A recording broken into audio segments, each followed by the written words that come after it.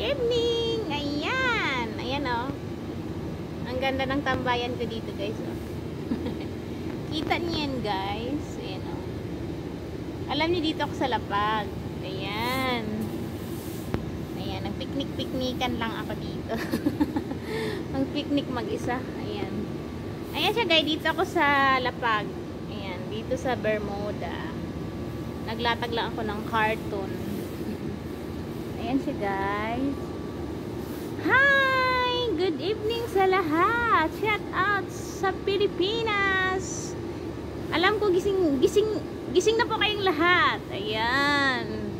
Samahan niyo ako guys dito. Ayan, nagmumuni-muni ako dito sa garden. Ayan, wala akong mga kasama. Boring kasi. Naboboring si Inday. Ayan ang ingay ko dito. Tapos may tulog sa taas.